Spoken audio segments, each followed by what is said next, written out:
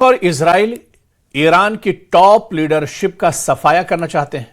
वहीं ईरान इनसे 2 कदम आगे निकल गया है। ईरान ने अपने सरकारी टीवी चैनल पर इजराइल के 7 लोगों की हिट लिस्ट जारी की है और दावा किया है कि ईरान को जैसे ही मौका मिलेगा वो इजराइल के इन 7 लोगों को जान से मार देगा।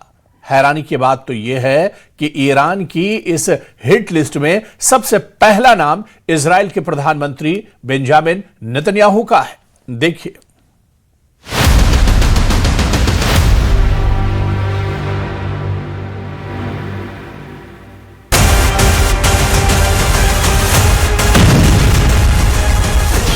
तेहरान करेंगे तबाह, 3 घंटे में ब्लूप्रिंट तैयार।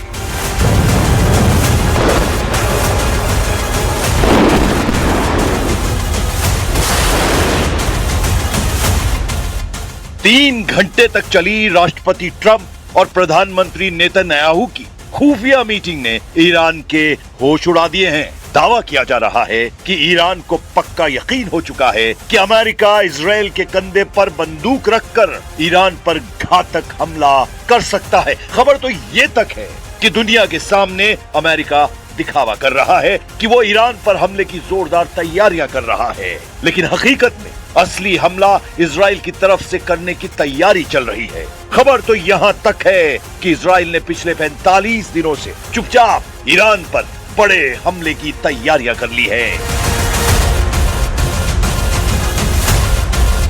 जिसमें इजराइल के 300 जेट एक साथ हमले को तैयार हैं। कुछ नागरिक हवाई अड्डों को भी अस्थायी तौर पर इजरायली सेना ने लड़ाकू हवाई अड्डे के रूप में तैयार कर लिया है। अब सवाल उठता है कि एक तरफ अमेरिका ईरान से बातचीत करने का दावा कर रहा है तो दूसरी तरफ इजराइल के साथ मिलकर ईरान पर हमले की तैयारी में जुटा है। इसके क्या मायने हैं?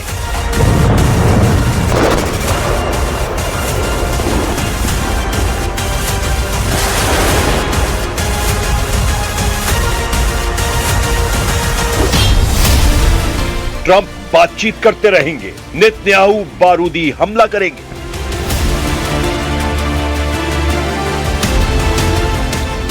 पूरा पश्चिमी एशिया या कहें मिडिल ईस्ट इस वक्त सांस रोककर ईरान पर होने वाले हमले का इंतजार कर रहा है। ईरान भी अच्छी तरह से जान चुका है इस वक्त अमेरिका एक बार को बातचीत के बहाने अमेरिकी हमलों को रोका जा सकता है, लेकिन इजराइल को हमला करने से रोकना लगभग असंभव है।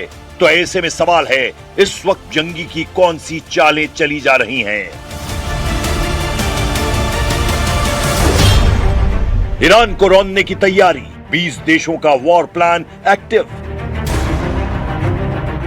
कुछ विशेषज्ञों के मुताबिक इस वक्त ईरान पर हमले को लेकर फूंक फूंक कर कदम रखे जा रहे हैं। खबर है मीडिया के जरिए अमेरिका और इजराइल दोनों ही ये दिखाने की कोशिश कर रहे हैं कि ईरान पर हमले को लेकर अमेरिका और इजराइल में गंभीर मतभेद है। दावा तो यहाँ तक किया गया है कि इजराइल के पीएम बेंजामिन नेतन्याहू और डोनाल्ड ट्रंप के बीच 3 घंटे से ज्यादा तक मीटिंग हुई, लेकिन कोई ठोस नतीजा नहीं निकला। दावा किया जा रहा है कि अमेरिका ईरान के सिर्फ परमाणु प्रोग्राम पर ही बातचीत करना चाहता है, जबकि इजराइल का कहना है कि ईरान के परमाणु प्रोग्राम के साथ साथ ईरान की बैलिस्टिक मिसाइलों को भी प्रतिबंधित किया जाए, लेकिन अमेरिका तैयार नहीं है। ये हुआ खबर का वो पहलू जिसने दुनिया को दिखाया और समझाया जा रहा है, लेकिन अब समझिए पर्दे के पीछे नेतन्याहू की ट्रंप चाल, यानी अमेरिका ईरान को बातचीत के झांसे में फंसाए रखेगा और इधर इजराइल मौका मिलते ही ईरान पर हमला कर देगा। अमेरिका ये चाहता है कि हम ईरान को मजबूर कर दें कि ये इजराइल का हमला है, ना कि अमेरिका। ऐसी स्थिति में अमेरिका पीछे से इजराइल की मदद करता रहेगा और ईरान अपना पूरा फोकस इजराइल पर करेगा। यानी अमेरिका ईरानी वार्ताकारों को यह समझाने की कोशिश में जुटा है कि अमेरिका ईरान पर हमला नहीं करेगा, लेकिन अगर इजराइल ने किया तो वो जिम्मेदार नहीं होगा। इसलिए अमेरिका और इजराइल ने पूरे पश्चिम एशिया या कहें मिडिल ईस्ट में 18 से 20 देशों को ध्यान में रखकर ऐसी जंगी रणनीति बनाई है। ایران ما در مقابل زیادخواهی های آنها سرخم نخواهد کرد. ایران ما در مقابل بی‌عدالتی ها و تجاوز ها کوتاه نخواهد آمد.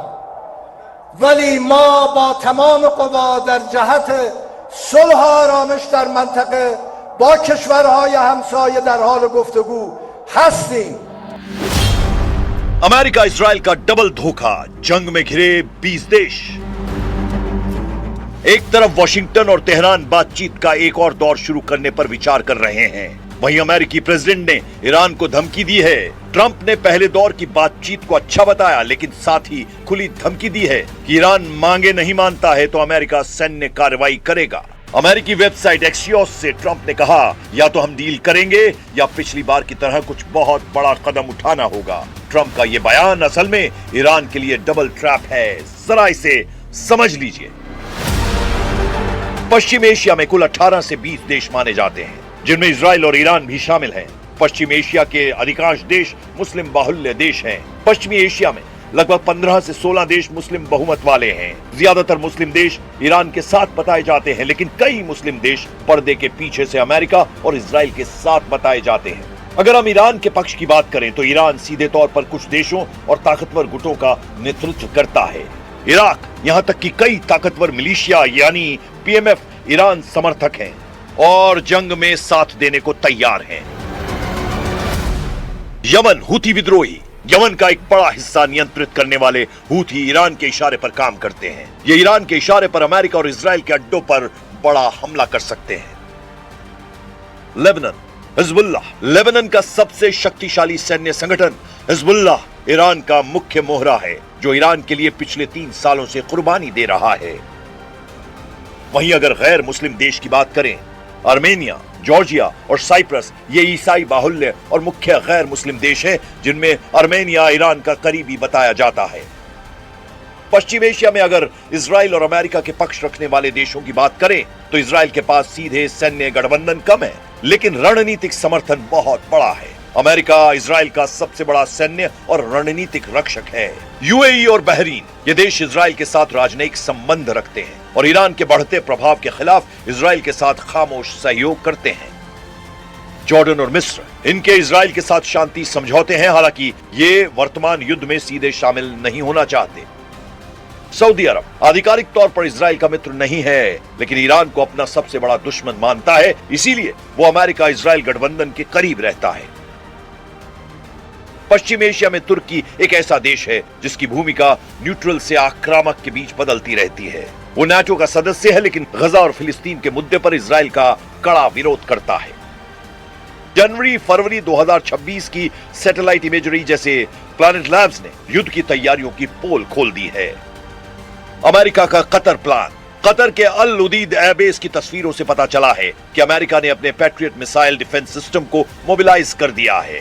पहले ये एक जगह फिक्स थे, लेकिन अब इन्हें भारी ट्रकों M983 हैमिट पर तैनात किया गया है ताकि ईरानी हमले की स्थिति में इन्हें तुरंत दूसरी जगह शिफ्ट किया जा सके। ईरान की खिलेबंदी, ईरान के नतांज और फोर्डो परमाणु केंद्रों की तस्वीरों में नई सुरक्षा छतें और पहाड़ों के भीतर सुरंगों के गेट को और मजबूत करते देखा गया है। पिकेक्स माउंटेन के पास भारी मशीनरी, क्रेन, कंक्रीट मिक्सर देखी गई हैं, जो इस बात का संकेत है कि ईरान अपने मुख्य ठिकानों को हवाई हमलों से बचाने के लिए उन्हें जमीन की गहराई में और सुरक्षित कर रहा है।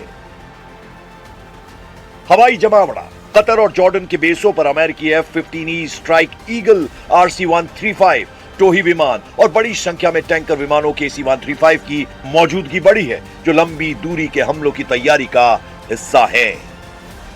लेकिन दूसरी तरफ ईरान भी पूरी तरह से तैयार है। ईरान का सुनामी हमला, ईरान एक साथ 2000 से 3000 मिसाइलें दागकर इजराइल के आयरन डोम को ओवरलोड करने की योजना बना रहा है।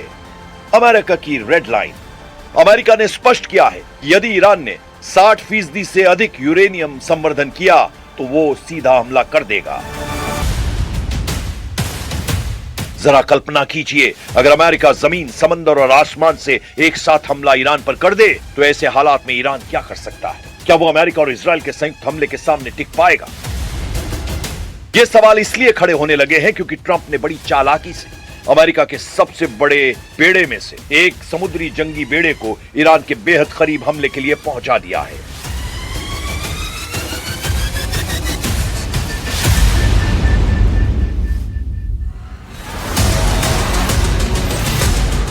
कुछ खबरों में पहले से ही दावा कर दिया गया है कि ईरान इस पर जंग जीतने के लिए नहीं, बल्कि दुश्मनों को तबाह करने के लिए आर पार की जंग करेगा।